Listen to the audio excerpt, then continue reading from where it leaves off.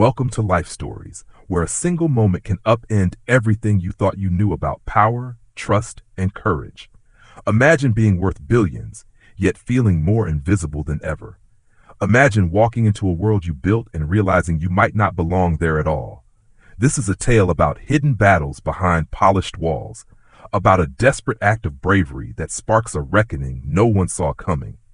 It's emotional, it's raw, and it asks one haunting question. What would you risk to do the right thing when the stakes could destroy you?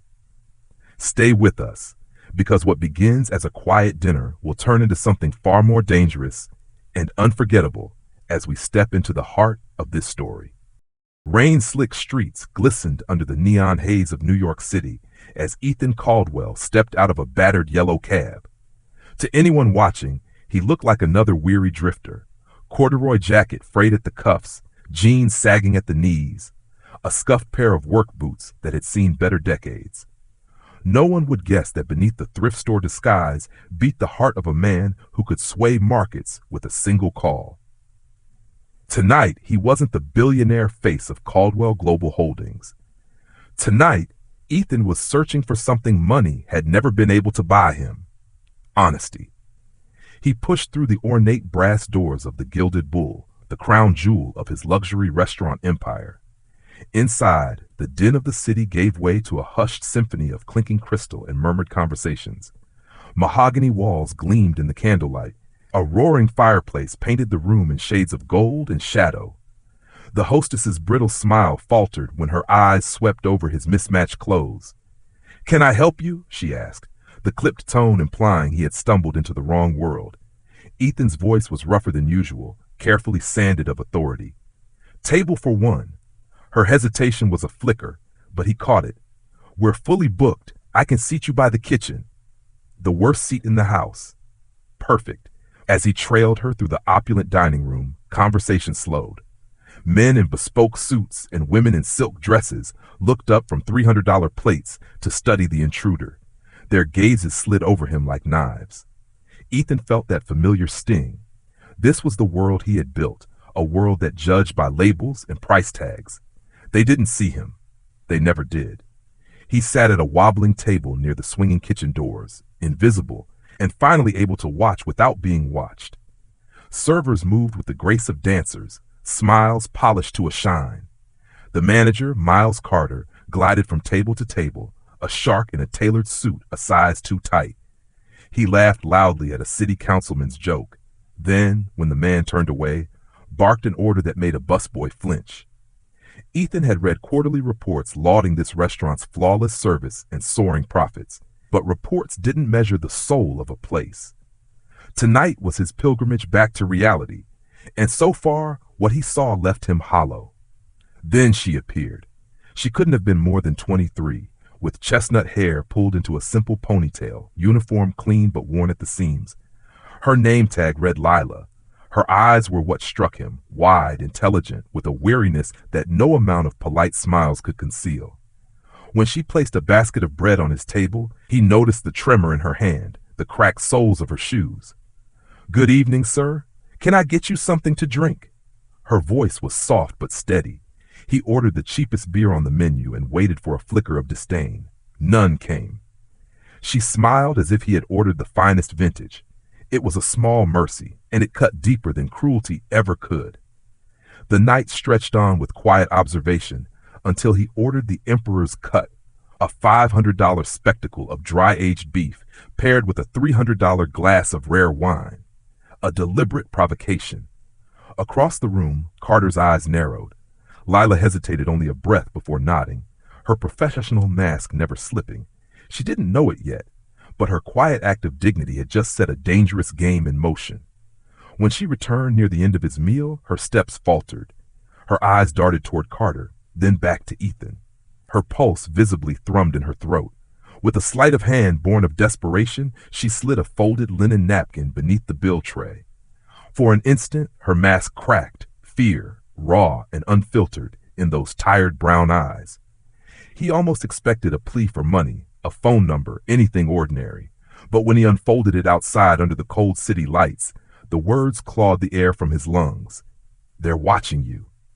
The kitchen isn't safe. Check the ledger in Carter's office. He's poisoning the supply chain. Ethan read it twice, the chill of the rain seeping into his bones. This wasn't a joke, nor the whim of a disgruntled waitress. It was a declaration of war.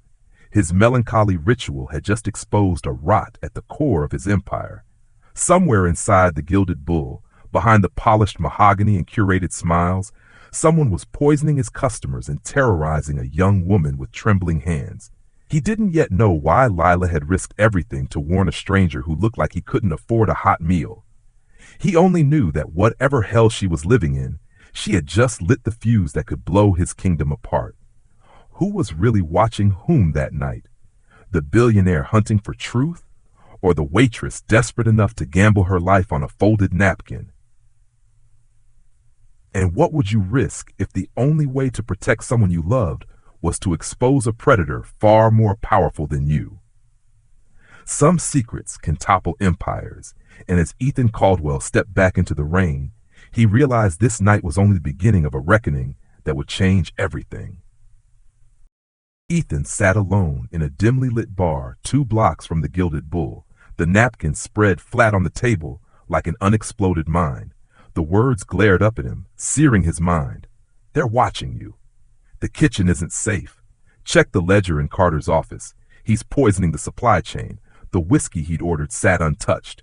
For years he had built walls of glass and steel, a towering empire of wealth, but none of it had prepared him for this. A warning scribbled by a trembling waitress who had looked at him not with greed, but with terror. He had set out tonight chasing authenticity, hoping for a glimpse of humanity. Instead, he found rot. The irony burned. He dialed a number on a burner phone, his voice low and controlled. Charles Whitmore, his COO and only confidant, answered with a clipped British calm. Ethan told him everything.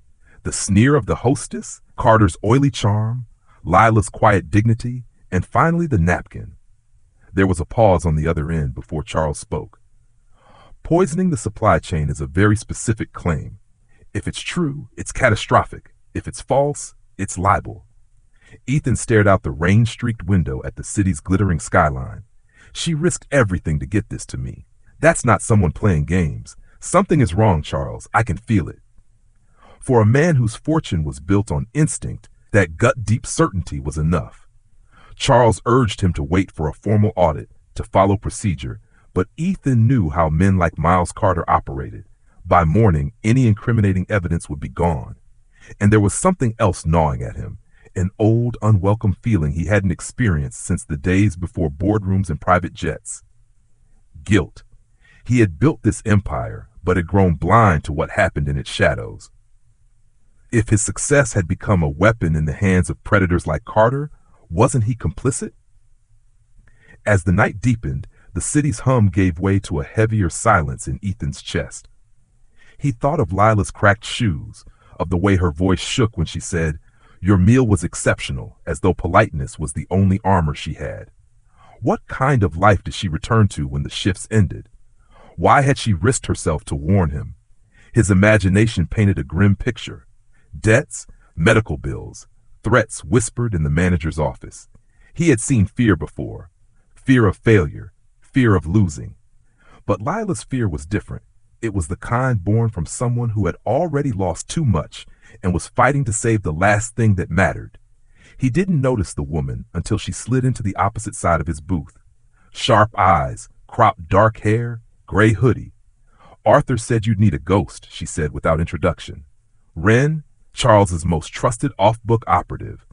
If Carter's hiding something, I can get it, but you have to understand what you're asking. Once we open that door, there's no going back." Ethan's jaw tightened. The door was open the moment she slipped me that napkin. An hour later, dressed in a janitorial uniform beneath the unforgiving glare of a parking garage light, Ethan felt the absurdity of it all. A man who'd closed billion-dollar deals was about to sneak into his own restaurant with a stranger who claimed she could break into anything. But the absurdity didn't overshadow the moral weight pressing on him. If Carter was guilty, it meant the brand Ethan had promised was safe and exceptional was in some places literally toxic. People could have been harmed. Customers who trusted his name, families, and all while he sat atop his penthouse, insulated from the ground truth. The shame coiled tighter. Wren's voice broke through his thoughts as they slipped into the darkened service corridor of the Gilded Bull. You want the truth, Caldwell? Truth is messy. Truth leaves blood on the floor. Are you ready for that? He didn't answer because he didn't know. What he did know was the image of Lila's trembling hand and the knowledge that she had gambled on him being a man who cared. The manager's office was small, its walls lined with photos of Carter shaking hands with minor politicians and standing on little league fields. It smelled of stale cologne and greed. Wren cracked the safe with unnerving precision. Inside lay the ledger, black leather, unmarked, and a flash drive taped to the back of the safe wall. Wren's brows furrowed. Insurance, she muttered. They photographed everything, copied encrypted files, and slid it all back as though they'd never been there. Ethan stood by the door, heart pounding, not with the thrill of the heist, but with dread. He hadn't seen the contents yet, but some part of him already knew what they would reveal.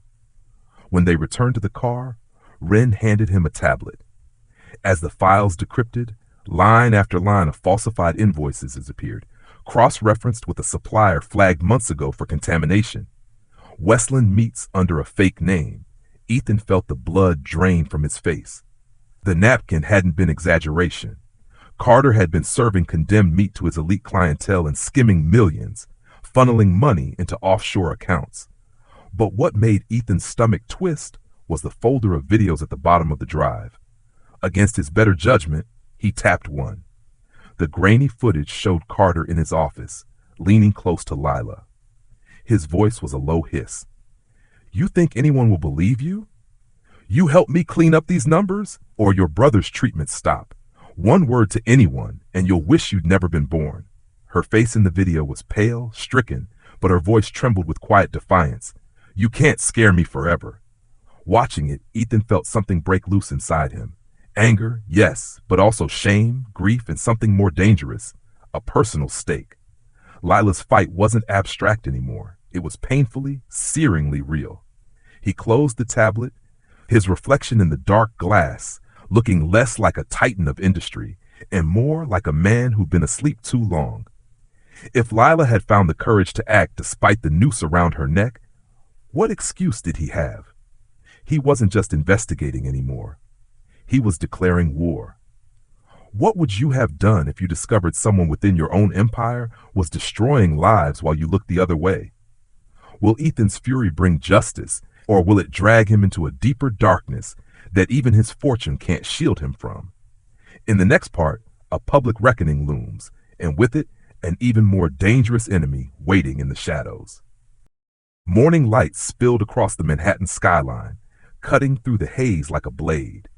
From the floor-to-ceiling windows of Caldwell Global's headquarters, Ethan stood in a charcoal suit, the disguise of the night before long gone. He looked every inch the billionaire king, yet inside he felt like a man stripped bare. The files Wren had retrieved sat on a tablet in his hand, their ugly truths already shared with Charles and the authorities. Westland's condemned meat, offshore accounts, the videos of Lila's terror. He could almost still hear her trembling voice in his head. For years he had measured his worth in glass towers and stock prices, yet one waitress with cracked shoes and a sick brother had shown him how hollow that measurement was. The elevator chimed. Charles stepped out with 2 federal agents in plain suits. They're ready, he said softly. Down below, 2 black SUVs idled outside the Gilded Bull. Miles Carter had no idea what was coming. Ethan didn't move right away. She'll be there soon, right? Lila? Charles nodded. I had her scheduled early today, just like always. Ethan, this will be public. Are you sure? Ethan's jaw tightened. Predators thrive in the shadows. Let him see the light. At 11:45 a.m., the SUVs rolled up to the restaurant. Inside, the clatter of silverware died as the front doors opened and Ethan Caldwell walked in. Gasps rippled through the staff. Even the patrons recognized him from magazine covers. Miles Carter bustled forward with his trademark smirk, ready to grovel. The smirk froze when he looked into Ethan's cold eyes and saw the agents flanking him. Mr. Caldwell, what an honor, he began, but Ethan's voice cut through the room. I had dinner here last night, at table 32. Your hostess tried to hide me. You tried to ignore me, but one person here remembered what this place is supposed to stand for. His gaze swept the room until it found her. Lila, standing frozen with a stack of menus, color draining from her face. She thought she was about to be punished for what she'd done. Instead, Ethan turned back to Carter. We have evidence you've been poisoning our supply chain and blackmailing employees to cover it up. You threatened her. He gestured toward Lila. The agent stepped forward, reading Carter his rights. The manager sputtered denials until Charles handed him the tablet. One by one, the falsified invoices lit up the screen. Then the damning video played. Carter's face on film, sneering, promising Lila her brother's treatments would end if she didn't comply.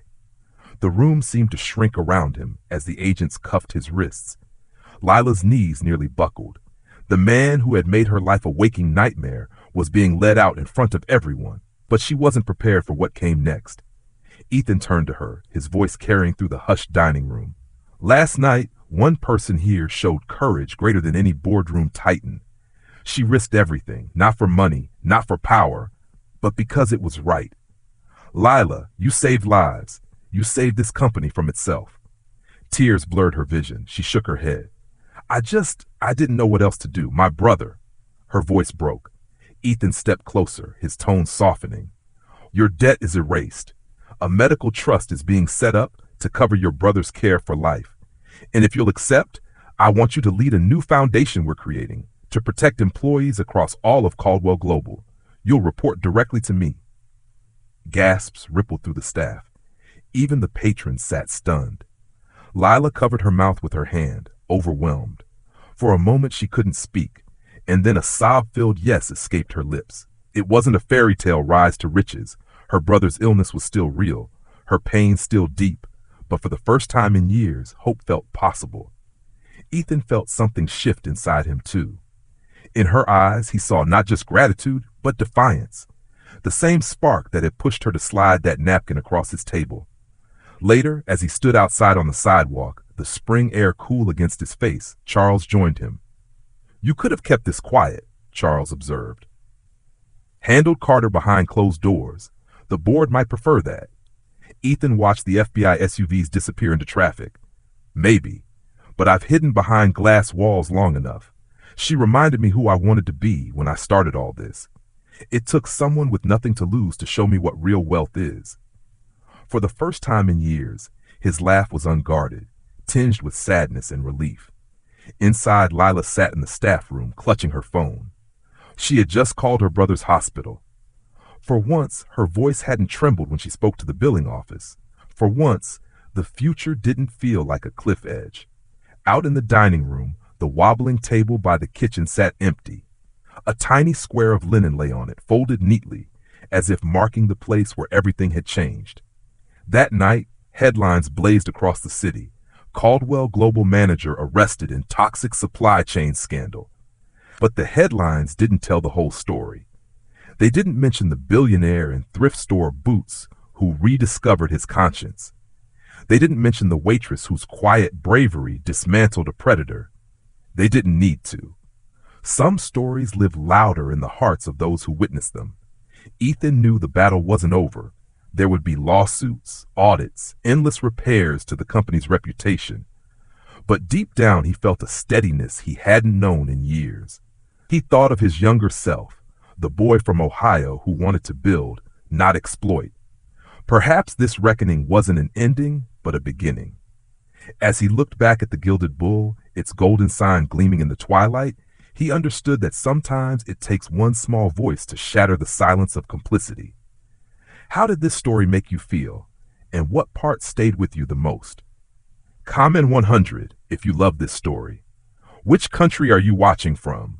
Share this video with your friends to remind them that courage can come from anywhere. Thank you for watching Life Stories.